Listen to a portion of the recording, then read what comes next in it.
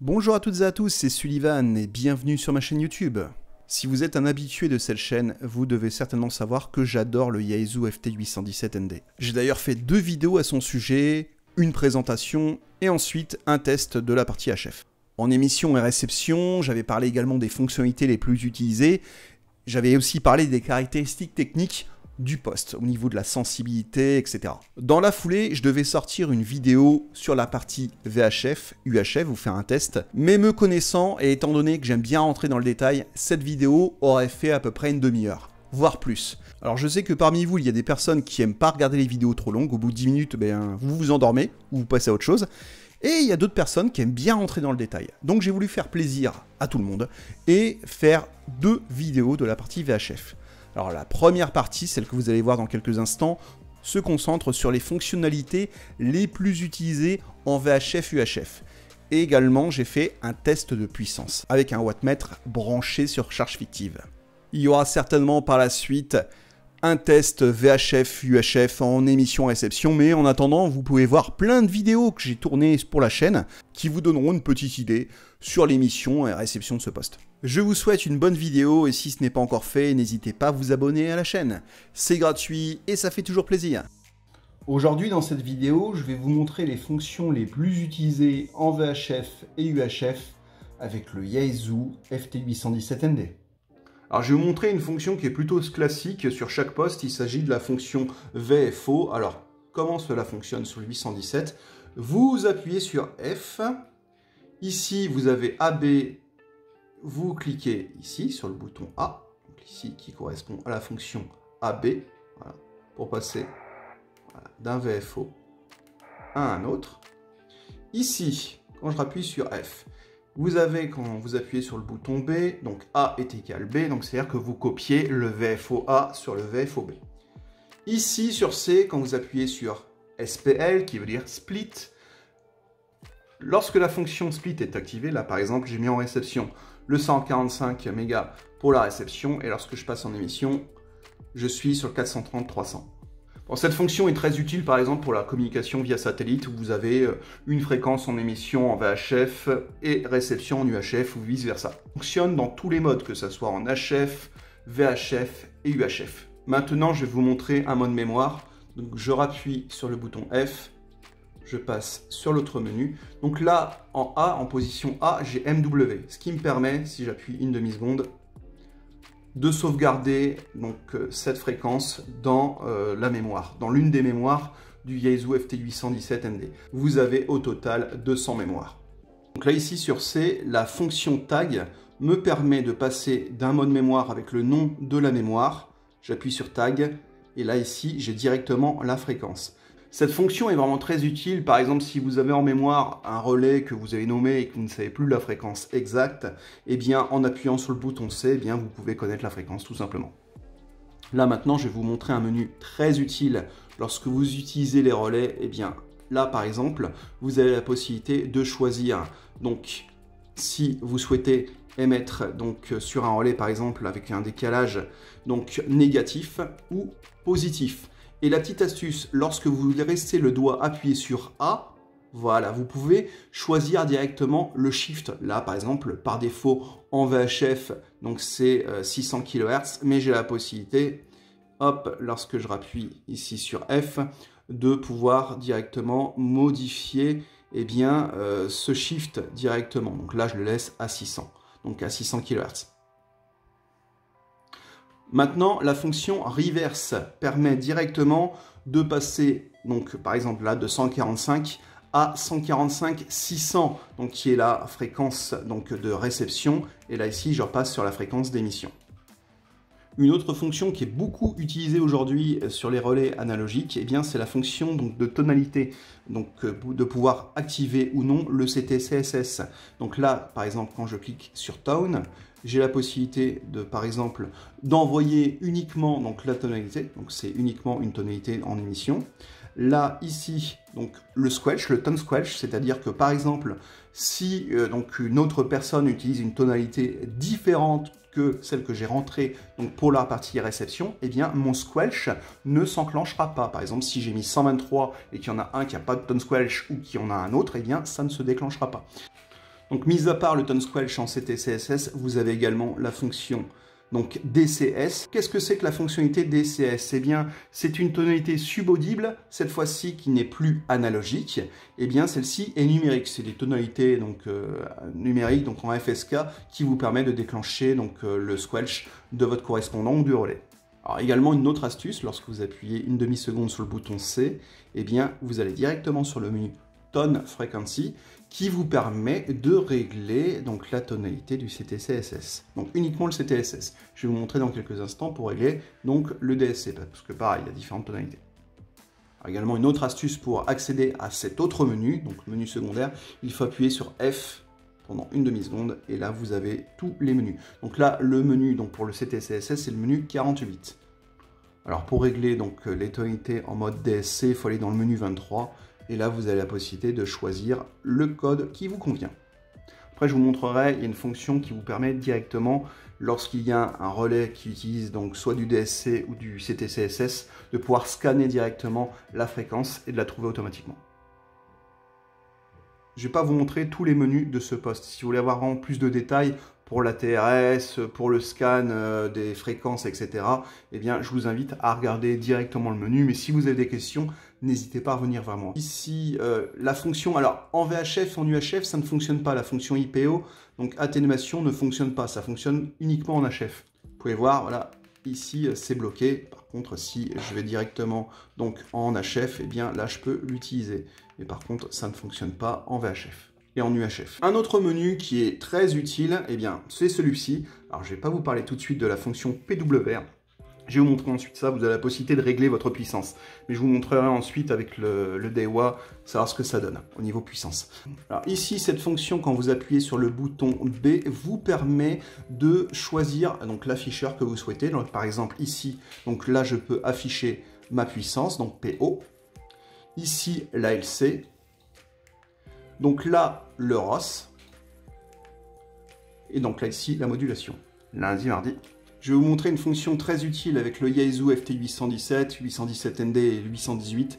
Eh bien, c'est la fonction PWR qui vous permet de régler votre puissance. Alors ici, par exemple, quand j'appuie sur PWR, donc là, lorsque je suis en première position, je suis à 0,5 watts. En deuxième position, 1 watt. Troisième position, 2,5. Et lorsqu'il n'y a plus rien du tout, lorsque je suis donc sur alimentation externe, comme ici, eh bien, j'ai 5 watts. Maintenant, je vais faire le test de puissance du Yaesu FT817ND avec comme appareil de mesure donc le DEWA CN103L. Alors là, je suis dans la première position, donc je suis à 0,5 watts, enfin un petit peu plus. Donc là, la deuxième position, donc je suis à 1 watt, enfin un petit peu moins, on va arrondir à 1 watt. Troisième position, 2 watts, un petit peu plus. Et dernière position, entre 4 et 5 watts. Ce qui est bien également avec ce poste, c'est qu'il peut sortir sa puissance de 5 watts même sur batterie. Alors bon, ça tire un petit peu sur la batterie du 817. Lorsque vous sélectionnez donc, le mode donc, PWR, quand vous avez donc, le petit bar graphe qui clignote, là vous êtes à 5 watts de puissance. Donc là ici on a un menu, bon je vais le passer, c'est pour mettre le Vox. Ici, donc là c'est plutôt bien. Là ici ça vous permet de charger directement l'appareil. Par exemple, je prends ici donc, le connecteur d'alimentation, je le branche. Ici, j'appuie sur le bouton A, donc charge. Là, vous voyez, il y a une petite icône et le poste se charge. Sur le bouton B, quand vous appuyez ici, vous avez la possibilité d'afficher donc la tension du poste ou donc le VFO. Lorsque vous appuyez sur le bouton C, vous avez la possibilité d'agrandir la taille de l'affichage. Moi, je préfère le mettre en petit, c'est plus joli. Là, vraiment, ça fait vraiment des gros chiffres. C'est bien lorsque vous êtes en extérieur, mais moi, personnellement, je trouve plus joli de le laisser comme ça. Là, maintenant, je vais vous montrer une fonction qui est plutôt intéressante. Imaginez, par exemple, que vous êtes sur un relais, mais que celui-ci s'active pas avec un tone de 1750 Hz, mais avec une tonalité subaudible, comme je vous ai montré tout à l'heure, une tonalité en CT-CSS. et que malheureusement vous ne connaissez pas du tout cette tonalité. Eh bien, je vais vous montrer ça tout de suite. Là, j'ai un petit pocket, donc un Bafwang, où j'ai mis une tonalité subaudible, voilà, que j'ai mis vraiment au hasard, et je vais faire un scan, je vais passer en émission sur 145. Je lance le scan. Voilà, il a trouvé donc la tonalité qui était de 156,7. Alors ce scan de tonalité fonctionne avec le CTCSS, mais également avec le DCS. Donc là ici, je vais passer en émission. J'ai mis avant une tonalité donc numérique cette fois-ci.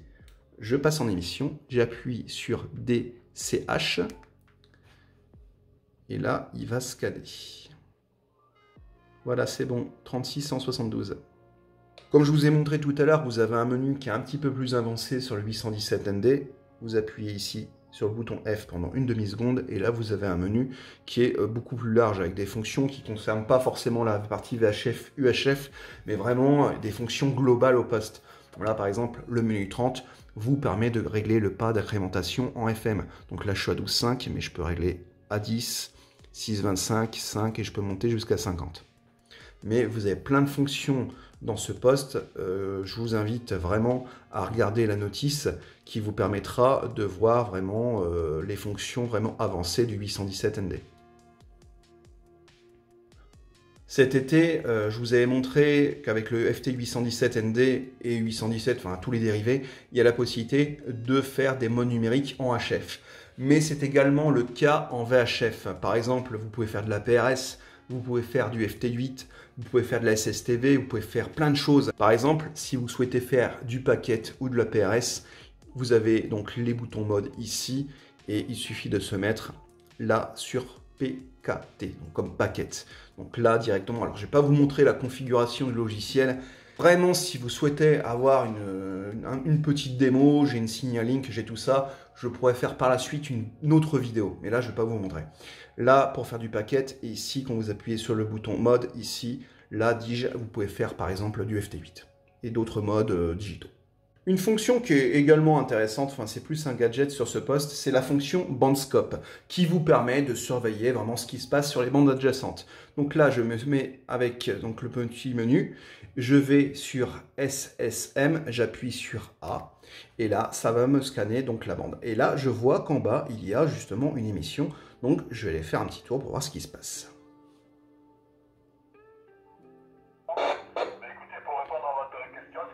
Voilà, donc c'est bon, ça me permet de voir vraiment ce qui se passe sur les fréquences adjacentes.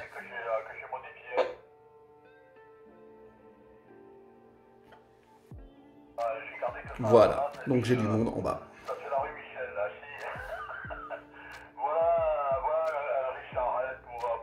Profitons qu'il y a un petit QSO, je vais faire un petit coucou. Et bien là c'est F4IFS que je connais.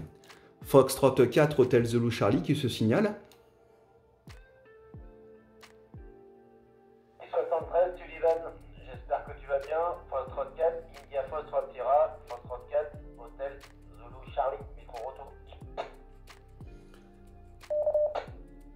F4IFS, F4HZC, 73 de Sullivan. J'espère que tu vas bien. Et bien là, je suis en train de faire une petite vidéo de test du Yaesu FT817ND, mais pour la partie VHF. J'espère que tu vas bien et que tu galères pas trop dans les bouchons. F4IFS, F4HZC.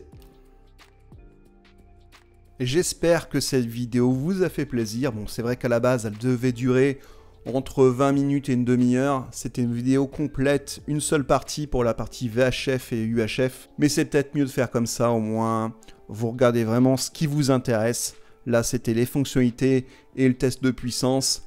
La prochaine fois, ça sera la réception, ça sera certainement la modulation aussi, parce que ce petit poste a vraiment une modulation particulière, très percutante avec le micro d'origine et sans bidouillage particulier. Le poste, il est d'origine et il donne une radio, mais franchement, très confortable. Honnêtement, je la préfère à mon Yaesu FT 7008. Mais la modulation du FT817, c'est quelque chose. Donc la prochaine fois, je vous ferai écouter tout ça. Il y aura peut-être d'autres choses aussi, des idées qui vont arriver comme ça. Donc, ouais, c'est peut-être pas plus mal d'avoir fait plusieurs séries pour la partie VHF, UHF. N'hésitez pas à vous abonner si ce n'est pas encore fait. N'hésitez pas à commenter, à liker, disliker cette vidéo, à débattre dans la joie et la bonne humeur. On est ici pour discuter tranquillement, sans se prendre la tête. Que vous soyez cibiste, radioamateur, SWL, vous êtes les bienvenus. Tant que chacun se comporte dans la joie et la bonne humeur et surtout le respect. Ça, c'est très important. Peu importe l'étiquette, le plus important, c'est notre passion, la radiocommunication. Je vous dis à très bientôt sur les ondes, sur les réseaux sociaux, sur YouTube, enfin, où vous voulez. C'était Sullivan, je vous dis à très bientôt. Ciao.